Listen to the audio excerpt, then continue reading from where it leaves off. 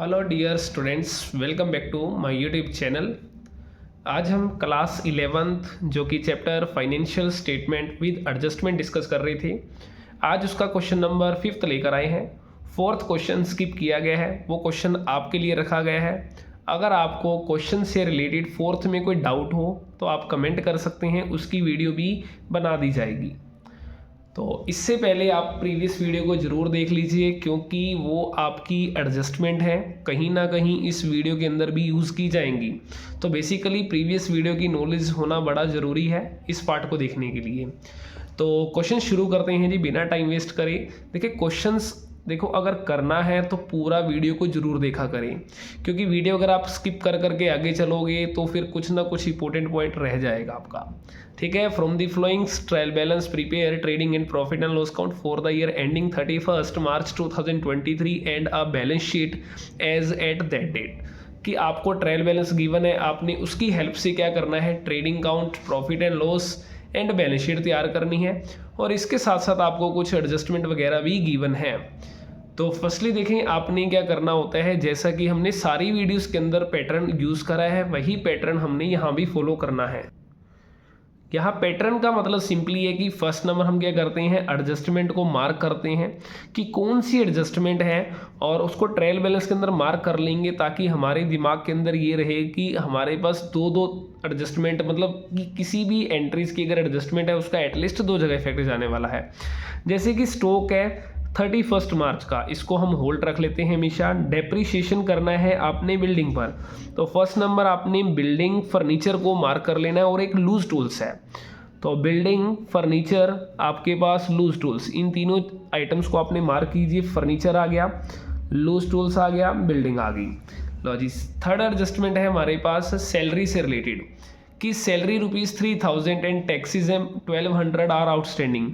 तो लो जी, हमारे पास टैक्स की अमाउंट ये ही, यहाँ पे टैक्स आ गया, और सैलरी हमारे पास यहीं पे गिवन है। लो जी, सैलरी भी गिवन है।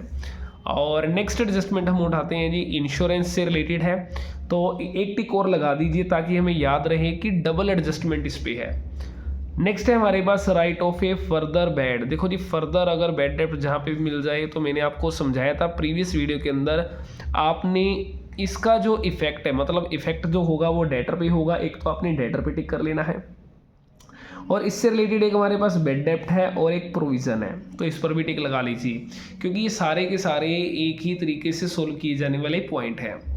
और नेक्स्ट एडजस्टमेंट है हमारे पास half of the stationery, means stationery से रिलेटेड है आपकी एडजस्टमेंट है, तो इसको भी एक मार्क कर लीजिए ताकि हमें याद रहे कि भी इसकी भी एडजस्टमेंट हमने करनी है। लो जी, अब हमने करना क्या है जी, 1 बाय 1 करना है, और क्वेश्चंस को उसी तरीके से करना है जैसे कि हमने प्रीवियस वीडियो में करा था।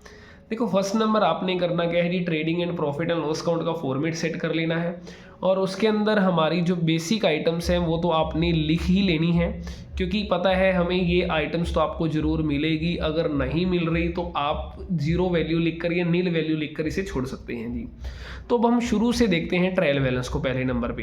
तो देखो मेरे पास फर्नीचर है 6400 का, और आपको पता होना चाहिए जो फर्नीचर है हमारी असेट है, तो इस फर्नीचर को मैं यहाँ लिखूंगा जी 6400 का। अब उस पर एक एडजस्टमेंट थी डेप्रीशिएशन की, तो डेप्रीशिएशन की एडजस्टमेंट को चेक करते हैं जी, कि फर्नीचर पर आपने डेप्रीशिएशन लगाना है 10%, तो हम इसका 10% कर देंगे, जो कि मेरे पास 640 रुपीज़ बनेगा। ठीक है जी, तो रिमेनिंग वैल्यू हम निकाल लेते हैं, तो हमारे पास ये आ गई 5760। अब ये जो डेप्रीसिएशन है मेरी एडजस्टमेंट है, एक जगह इफेक्ट यहाँ आ गया, और दूसरा इफेक्ट आपका जो जाएगा वो प्रॉफिट एंड लॉस अकाउंट के अंदर जाएगा। और आपको समझाया था प्रीवियस वीडियो में भी कि आपने ट्रेडिंग अकाउंट के लिए मैक्सिमम 10 लाइंस का गैप दे देना है, उसके बाद मान लेंगे कि यहाँ हमारा प्रॉफिट एंड लॉस अकाउंट शुरू हो जाएगा। तो डेप्रीसिएशन ऑन फर्नीचर लिख दीजिए 640 रुपीज़ के हिसाब से। लो जी, नेक्स्ट है हमारे पास लूज टूल्स, और आपको पता है लूज टूल्स भी हमारी असेट्स है, तो यहाँ रखते हैं हम लूज टूल्स को, कि लूज टूल्स की जो वैल्यू है हमारे पास 62,500 रुपीज़ है जी टोटल वैल्यू। और इस पर जो डेप्रीशिएशन आपने लगाना है वो कितने परसेंटेज है जी, 5% है हमारे पास डेप्रीसिएशन। एक बार चेक कर लेते हैं। लूज टूल्स नहीं जी, देखो लूज टूल्स लिखा हुआ है आर रीवैल्यूड, कि इसकी रीवैल्यूड की गई 50,000। अब देखिए मेरे पास लूज टूल्स था कितने का, 62,500 का, आज उसकी वैल्यू रहेगी 50,000 रुपीज़। इसका मतलब जो मेरे पास 12,500 है वो इसका क्या है, डेप्रीशिएशन है। लो जी, तो मैं यहाँ पर जाऊँगा और प्रॉफिट एंड लॉस काउंट के अंदर to depreciation on loose tools पे लिख देंगे, हमारे पास आ जाएगा 12,500 रुपीज़ का। क्लियर है जी। नेक्स्ट है एडजस्टमेंट हमारे पास बिल्डिंग की, और बिल्डिंग की वैल्यू है आपके पास 75,000, और उस पर भी हमें क्या दे रखा है, डेप्रीसिएशन दे रखा है। और यहाँ डेप्रीसिएशन की वैल्यू कितनी है, मतलब 10% है, तो आपने 10% माइनस कर देना है, तो मेरे पास 67,500 आ गया। और यही डेप्रीसिएशन मेरा प्रॉफिट एंड लॉस अकाउंट की डेबिट में भी जाएगा, और इसे लिखेंगे टू डेप्रीसिएशन ऑन बिल्डिंग। ठीक है, जो रुपीज़ आ जाएंगे आपके पास 7,500।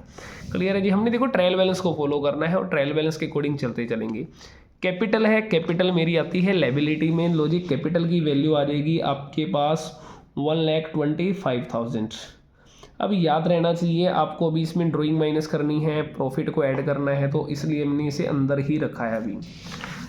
नेक्स्ट चलते हैं बेड डेब्ट्स। देखो जब भी बेड डेब्ट्स की एडजस्टमेंट आ चुकी है तो आपने यहाँ पे एक फॉर्मूला लिखना होता है जो आपको बता दिया गया था, टू ओल्ड बेड प्लस करेंगे जी न्यू बेड प्लस करेंगे न्यू प्रोविज़न, और माइनस कर देंगे हम ओल्ड प्रोविज़न को। लो जी, अब देखिए ओल्ड बेड जो होता है आपको ट्रायल बैलेंस के अंदर ही गिवन होगा, जिसकी मैंने आपको पार्ट नंबर आई थिंक जो होगा मेरे ख्याल से 4th या 3rd पार्ट, जिसके अंदर ये बेसिक समझाया गया था। तो मेरे पास ओल्ड बेड है 1250 रुपीज़ का। लो जी, 1250 रुपये का यहाँ आ जाएगा। और मेरे पास ओल्ड प्रोविज़न है 2000 का, तो ओल्ड प्रोविज़न जो मेरा होता है वो भी ट्रायल बैलेंस के अंदर गिवन होगा, लेकिन इसे मुझे माइनस करना है। अब देखो जो न्यू बेड है और जो न्यू प्रोविज़न है वो आपको गिवन होगा हमेशा एडजस्टमेंट के अंदर। लो जी, मेरे पास जो राइट ऑफ ए फर्दर जो ₹1000 एज बेड डेप्ट, जो 1000 रुपीज़ का बेड डेप्ट है उसे कहते हैं हम फर्दर बेड। अब न्यू प्रोविज़न है, देखो न्यू प्रोविज़न आपको सिखा दिया गया था कैसे तैयार करते हैं।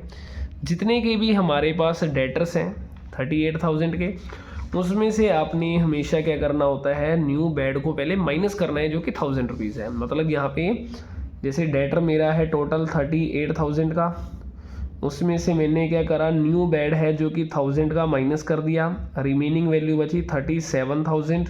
अब उसका 5% जो कि मेरा होगा न्यू प्रोविज़न, तो आपने इसका 5% लगाना है। देखो 2 जीरो हमारी कट जाएंगी तो 0 बचेगा, ये हमारे पास आ जाएगा 1850 रुपये का जी। ठीक है, इसे हम माइनस कर देंगे, हमारे पास ये वैल्यू आ जाएगी 35,150।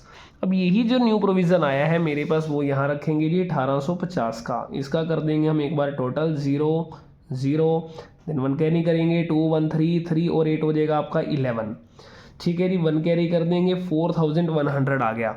उसमें से मुझे 2000 रुपीज़ माइनस करना है, तो आंसर आ जाएगा 2100 रुपीज़ का जी। क्लियर है। और नेक्स्ट चलते हैं जी, हमारे पास अब देखें जी प्रोविज़न भी हो चुका है, बेड डेप्ट भी हो गया, डेटर हो गया, क्रेडिटर रह गया। क्रेडिटर हमारी क्या होती है, लायबिलिटी है, इसे हमने लायबिलिटी साइड में लिखना है 25,000 रुपये का। और यहाँ हम लिख लेते हैं थोड़ा सा डाउन करके, क्रेडिटर्स 25,000 रुपये के आपके यहाँ आ जाएंगे। नेक्स्ट है मेरे पास जी स्टॉक। देखिए ये स्टॉक जो लिखा हुआ है 1 अप्रैल का, इसे कहते हैं ओपनिंग स्टॉक। ओपनिंग स्टॉक की वैल्यू है 34,600 रुपीज़ जी। नेक्स्ट है मेरे पास परचेज एंड सेल। लो जी, परचेज की वैल्यू आ गई 54,750 आ गया, और जो सेल है मेरे पास वो कितना है 1,54,500 रुपीज़ का आ गया जी। बैंक ओवरड्राफ्ट मेरी लायबिलिटीज़ होती है, तो इसे लायबिलिटी साइड में लिखेंगे जी बैंक ओवरड्राफ्ट 28,500 रुपये की जी। क्लियर है। देखो बेसिकली आपको फॉर्मेट हर एक चीज़ का याद रहना चाहिए। सेल्स रिटर्न है, सेल रिटर्न आपकी डेबिट है, तो ये 2000 रुपये आपने यहाँ माइनस कर देने हैं। सेल्स रिटर्न है लो जी 1,52,500। और आपको दे रखा है परचेज रिटर्न। परचेज रिटर्न की वैल्यू है गिवन आपको 1250, इसे माइनस कर देंगे जी, तो ये 00535, लो जी 53,500 आ जाएगा।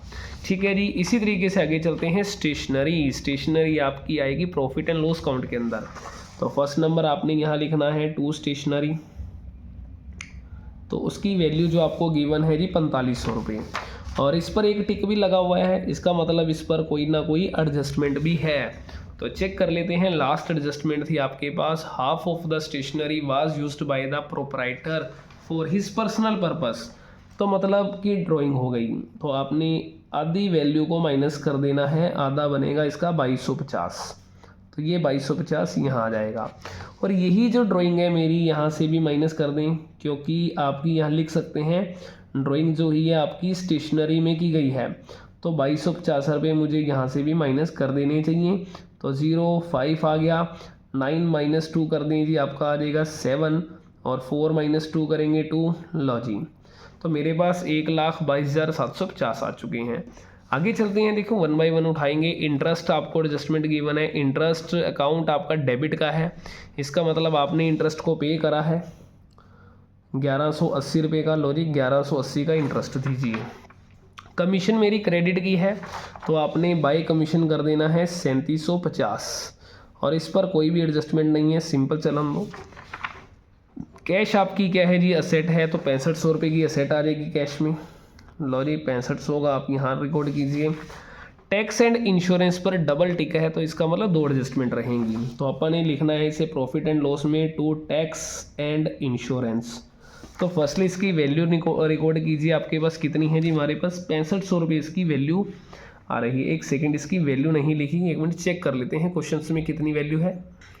तो इसकी वैल्यू आप लिख लीजिए 12,500 रुपये की वैल्यू है, लो जी 12,500 की वैल्यू है, और इस पर आपको एडजस्टमेंट गिवन है। तो एडजस्टमेंट चेक करते हैं एक बार, क्या है जी कि आपके पास जो टैक्स है वो हमारे पास 1200 का आउटस्टैंडिंग है, तो पहले नंबर पे आपने 1200 रुपये तो ऐड कर देने हैं आउटस्टैंडिंग के।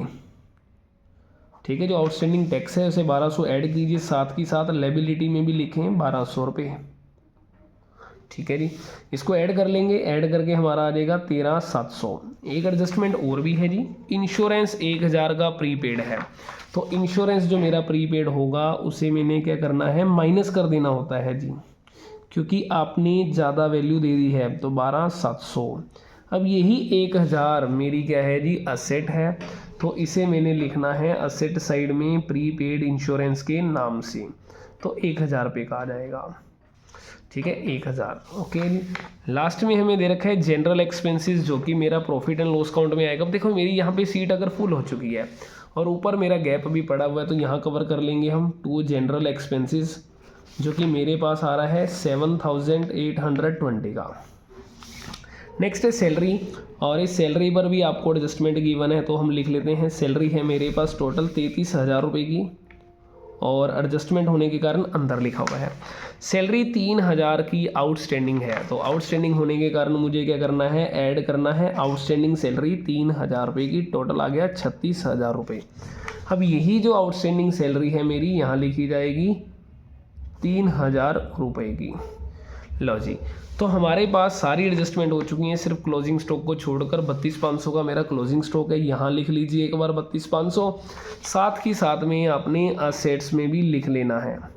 क्लियर है जी। अब हमें सिर्फ क्या करना है, इनका टोटल करना है, और टोटल करते ही आपका क्वेश्चन के आंसर तैयार हो चुके हैं।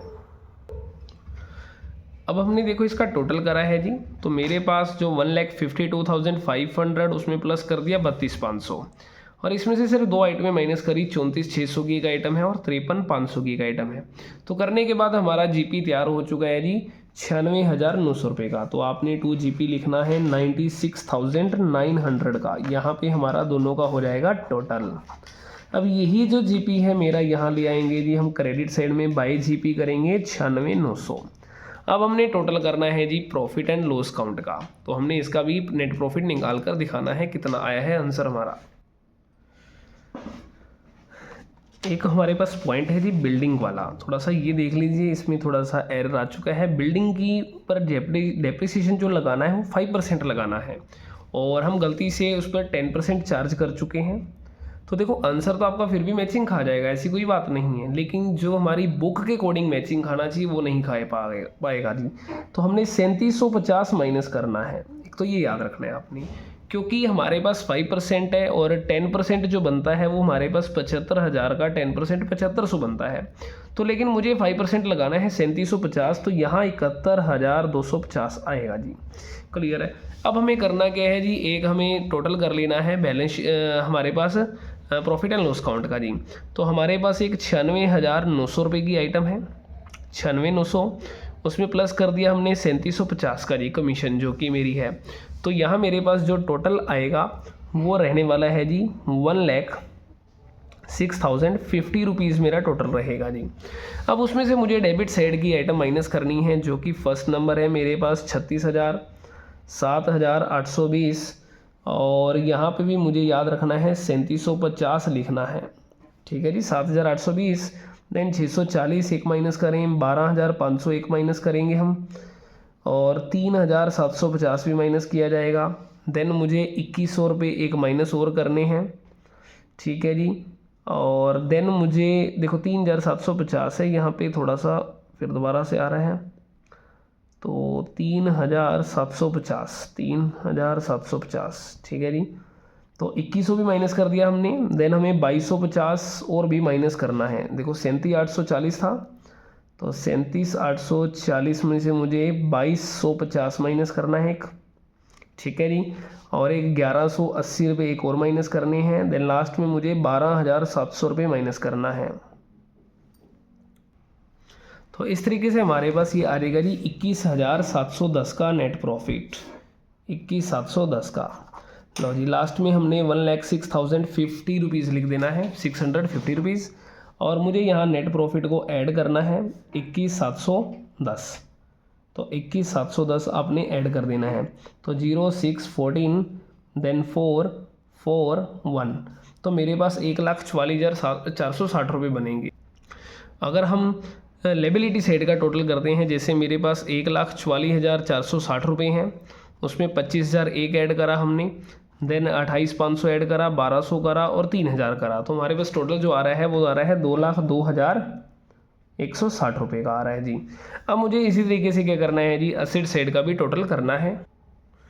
तो फर्स्ट नंबर हमारे पास जैसे कि 32,500 है एक, तो वो हमने जोड़ा, उसमें 5,760 रुपये ऐड करें, और 50,000 एक ऐड हो गया, 71,250, देन 35,150, और उसमें 6500 प्लस 1,000 हमने ऐड कर दिया। तो लास्ट में इसका भी टोटल हमारा 2,02,160 रुपये ही आ रहा है जी। क्लियर है।